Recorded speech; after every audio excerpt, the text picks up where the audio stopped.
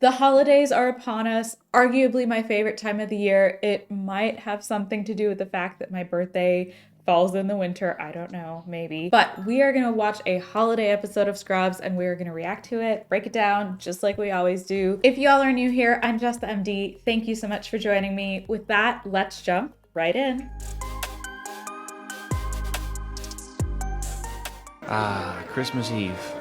Unfortunately, when you spend every waking moment in a hospital, it's kind of hard to get into the spirit. Are you aware that you're in everyone's way? Everyone's way? Or your way? Think about it. It definitely can be really difficult to get into the holiday spirit when you are surrounded by people who are ill, who are injured. During residency for me, when my schedule was completely erratic, I was in the hospital during the holidays. It was really hard to feel happy just because people are not feeling well. They are not in a good mood. They are not particularly festive because who would be when you're in the hospital during that time? Arguably, people tend to not be happy in the hospital at all, but especially during the holidays, people want to be home with their family. One interesting thing that's cardiac related that we see more often during the holidays is something called holiday heart. Yes, it is a syndrome in which people, when they binge drink, will go into some sort of arrhythmia like atrial fibrillation, and people can even develop heart failure from prolonged arrhythmias. So it is a big deal, and it does happen a lot more frequently during the holidays because people are getting together, drinking with their families and friends, not realizing how much they're drinking, and having some majorly negative health outcomes afterwards. I understand that you took a cab all the way down here. That doesn't mean that I can give you Vicodin because your teeth are itchy. Drug seeking is definitely something that happens a lot, especially in the ER. When people have an addiction to a certain substance, they will come in trying to get more of it. So people that are addicted to opiates may come in, instead of trying to get heroin off the streets that may be laced with something else or cause other issues potentially, they will try and come into the hospital and get some sort of fix for themselves in the hospital with medications or drugs that they know are clean. In this case, this person is coming in asking for Vicodin because his teeth are itchy. It's possible that he's foreign and doesn't have the language or verbosity to say that something really hurts in his mouth and he actually needs pain medication. So in that way, it's important to actually get more information, see this person and get more information. Of course, everyone that comes into the hospital must be seen. So this person has to be seen and we have to get more information about what's going on before we can determine that he actually doesn't need any sort of pain medication, because pain is something that we certainly need to and want to control for people. No one wants to live in pain. We get that and we want to help. We also have to keep people safe and not give drugs when they're not necessary. Dr. Kelso, I need to precept a patient. 19-year-old complaining of abdominal pain. Turns out she's at least 8 months pregnant. I'm just gonna let one of the family practice people handle it. Well, that sounds like a wonderful idea, sweetheart, except I heard your smart aleck remark a second ago, so why don't you just keep your little pregnant girl? She is internal medicine currently. We have to talk about what she is doing currently and what knowledge she has currently. And you would expect that an internal medicine physician doesn't have as much OBGYN experience. Family practice, or even further, OBGYN, definitely have more experience to manage a pregnant patient. Internal medicine is not the specialty to manage that. And Dr. Kelso actually forcing Elliot to take that patient presents a patient safety issue, which I'm so not okay with. We do sometimes see internal medicine managing a patient in the hospital who is pregnant, but they always have OBGYN consulting to make sure that that patient is safe. This usually happens in a place where there's not a robust OBGYN service that can handle having patients admitted on their service. There's so much going on here and it just is driving me crazy. It'll be good practice for you, since you'll probably end up in a female specialty anyway. What do you mean by that? I'm internal medicine. Oh, of course you are. But numbers don't lie, and most women end up in OBGYN, family practice, or pediatrics. It's like a riptide, sweetheart, pulling and pulling, and you can swim against the current all you want. But when Mr. Stork comes a-calling, you're not going to be thinking, I'm internal medicine. Nope. It's going to be, oh, look at the baby. Sir, I have to say, I'm offended. Me too. I am offended. I forgot about this. Oh my goodness. Okay, so we are definitely talking about a different time. There have been many social changes in the structure of how things like this work. And just, oh my gosh. There may have been those kind of breakdowns 20 plus years ago when this was filmed. Now we're seeing a more even distribution of men and women in all sorts of different practices. There are plenty of male pediatricians. There are plenty of male OBGYNs. I'm ranting a little bit because that pissed me off. I assume you want something? Easy, nobody likes a cranky punching bag. And yes, it's about a patient. Pretty good friend of mine, actually. Wow, I guess that means he respects me a little. Hey, Randy, Jackie, what do you say? This is the monkey I got to videotape the birth. I hate him, but not as much as I hate moments like these. There's nothing I can do for that guy, and yet when I go in there, the whole family's gonna look at me like I've got some magical power to fix him. I've talked about this before on my channel. It is an incredibly difficult conversation to have with family when you know a patient isn't doing well, isn't going to wake up, whatever the circumstances are surrounding what's going on. It's so difficult. I've definitely had these kind of patients on the MICU service in residency, the medical ICU service, where a patient is really not doing well, has had a majorly traumatic event or a horrible illness that they are not expected to wake up from at all. And we have to talk to the family who has the patient as full code, meaning if their heart stops, we are expected to do all the things, chest compressions, intubation, everything. We're human, we're all human. We feel things, right? And these kind of sad situations, especially with a patient that looks to be really young, oh my God, it's horrific. It is horrific for everybody involved, especially if that person was healthy prior to coming into the hospital. I'm sorry, but it's been 2 weeks and your son shows no neurological improvement. It was a miracle. First of all, the man was damn near dead. Okay. Then he comes out. You're ridiculous. He was damn near...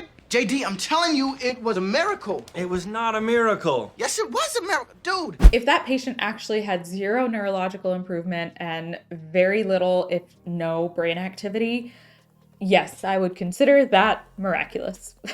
God, I love that tree. It's so beautiful, isn't it? I've been there almost every night this week. Listen, Meredith, you're pregnant. Pretty far along, actually. What? That's not possible. What am I supposed to do? Oh, look at the baby. Babies aren't really my thing, so, I'm just gonna go get you someone else to talk to. While I fully understand Elliot has some baggage associated with talking to this patient about her being pregnant, whoa, that was a really rough way to put it. If this person is unaware that they are pregnant, delivering that news in a little bit more gentle of a way would have been helpful. That's number one. Number two, it would be appropriate to get somebody that deals with babies a little bit more, like an OBGYN or even a family medicine doctor, but just running away from this patient like that, I get it that Elliot has her baggage. That's just inappropriate, and there's no reason to do that in front of this patient like that. I will concede that she is an intern and she is still learning about how to communicate with patients in an appropriate, respectful, and professional manner. This was not that. Oh my God, his ex-wife. The tension actually hurts. You have to break it. Say something. Anything. Banana hammock. I'm betting your ability to thrive under pressure is what drove you to medicine. Oh, please, you should have seen him when he was a new intern. I don't want to be a doctor. I'm pretty sure every new intern has that because it is freaking scary to go from medical student, I'm just a student, I don't know anything, I don't have any responsibilities, to, oh, I'm the one that has to actually make decisions and prescribe medications and do all the things. And while as an intern, you have a lot of people that are overseeing what you're doing and making sure that you're not making gigantic mistakes, it still is pretty scary when you realize that the responsibility now, at least in some part, does actually fall on you. The things you do matter. Childbirth has been so romanticized. I guess because if people really knew the truth. Congratulations! You're expecting. Don't worry, your doctor will tell you everything you need to know. Hi, doctor. You'll fart, pee, puke, and poop in front of 10 complete strangers who'll be staring intently at your vagina, which, by the way, has an 80% chance of tearing. You do it. Oh my gosh, the accuracy. The thing I will add, though, is that by the time that's all happening, you won't care because you're in like this primal state of get this bowling ball out of me. Like, I think a lot of women nowadays know that you probably will poop during labor, but I feel like there was a time that people didn't know that. And yes, that happens.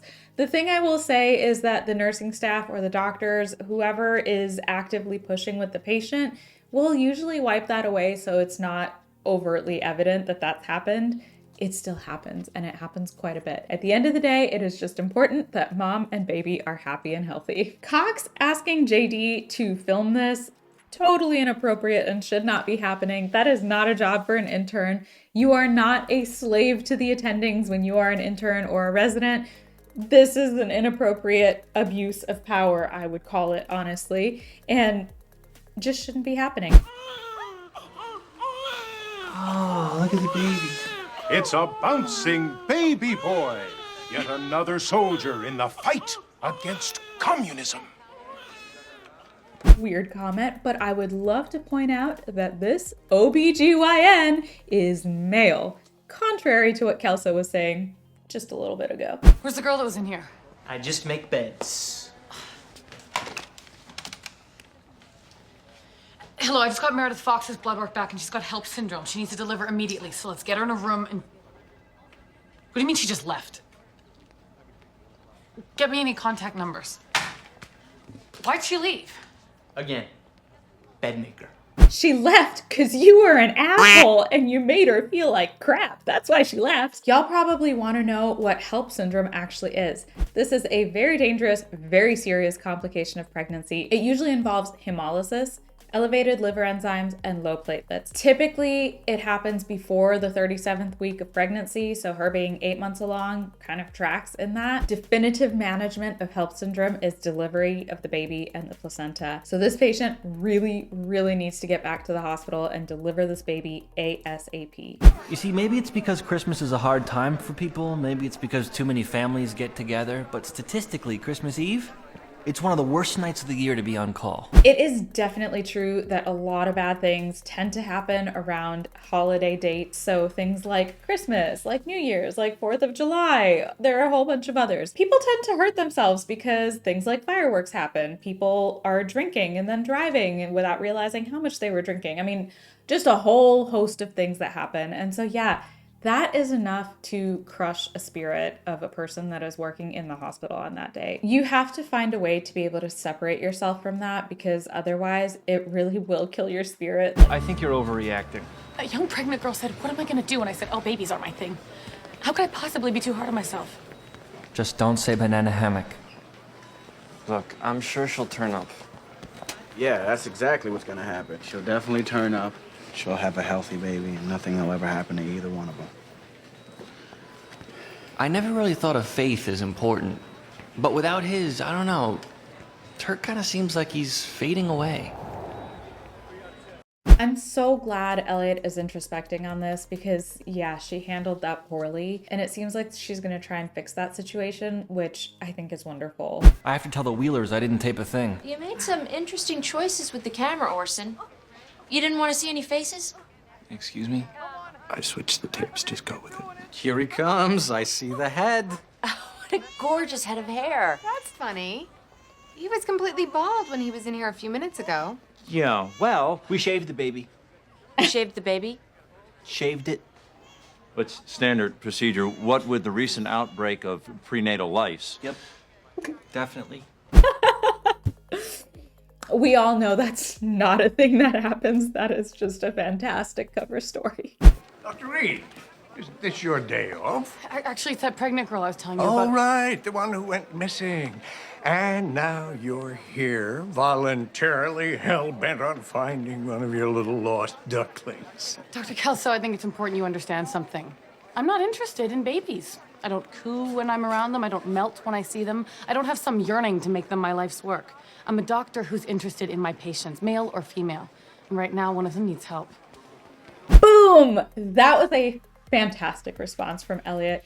It was fairly respectful, but also very to the point. And yeah, she's interested in helping her patient. Does not matter whether she's pregnant or what's making her excited about taking care of this patient.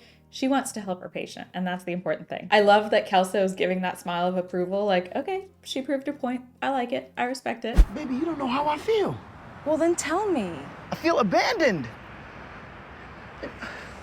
All my life, I've believed that God listens to our prayers and that he cares for us and that he watches over us. And last night, there were so many people that needed to be watched over. How am I supposed to believe in someone that is willing to let innocent people suffer? Huh? Answer me, please. I can't. This is a really heavy topic in medicine, right? Religion, where you're expecting or hoping at least that your deity is watching over you and protecting you and all the things, and then all these bad things happen, and it is so hard to enmesh the two. Like, we see all these crazy, horrific things happen, and sometimes you just have to let be what will be, because it is a hard thing to come to terms with. I think especially when you're at the initial stages of your training, it is really difficult to put together your faith and seeing all these horrible things happen. Oh gosh, Marjorie, aren't you sassy today? Did Santa finally bring you that Y chromosome you always wanted? What's your problem anyway? Well, for starters, I hate Christmas. I don't like Bambus Noodles. I loathe Dinko Wallows. I hate Stag Tom Coppers. I say, do you follow? Is it maybe that Cox has seen all the horrific things that happen on Christmas and he's lost his holiday spirit? I talked to a 911 operator who got a call from this young girl who was in labor, but they lost the signal. I don't know what to do. HELLP syndrome doesn't actually typically cause labor. If I'm wrong about that fact, please let me know down below. But as far as I always learned, it doesn't cause labor. So this patient, who is 8 months pregnant, presumably being in labor, there must be something else going on for her to actually be in labor. HELLP syndrome may be an additional factor, and so this is just an overall horrendous situation. Oh my goodness, I hope they find her. I really think it's impossible to be unaffected. What up, little nose? Because a baby can stir something deep down inside you didn't even know was there. Aw, look at the baby. They can help you find something you thought you'd lost. How did you know she was here? I don't know, I just knew. So I guess Turk was right after all. Miracles do happen. That is super sweet. And Elliot can be like, oh, look at the baby's so cute, without having babies rule her world and wanting to be an OBGYN or even a family medicine doctor, which I will add, you do not necessarily have to be doing a whole bunch of OBGYN and family medicine. You will do a good amount of it in residency, but that does not need to be the brunt of your practice. Where I work, we basically practice internal medicine. We see adult patients and do primary care for adult patients. It just depends on what you choose to focus on in your practice when you're a family medicine doctor, because yeah, it's broad. You can do a lot of different things. Merry Christmas, guys. God bless us, everyone. Dude, you could not be a bigger dork. You're so lame. That was so cheesy. Really? Because I felt like it was right. Hey, we know. It is definitely hard to balance seeing all the terrible things that happen in medicine sometimes and still being religious, having faith in something that's bigger than yourself. I'm so glad that Turk's faith was restored, at least to some degree, at the end of this, because man, he's just such a powerful and sweet character, and for him to be all sad and faded like that was just too much. Thank you so much for joining me. I loved this episode. Y'all know I love Scrubs in its entirety, maybe minus the last season because that one was a little questionable, but I think most Scrubs fans can agree with me on that one. If y'all enjoyed this episode, please leave a like, comment down below, subscribe to the channel. It really helps the girl out. Thank you guys so much for joining me. I'm JessTheMD. I really enjoyed spending time with you. I hope you enjoyed spending time with me, and I will see you in the very next one. Bye.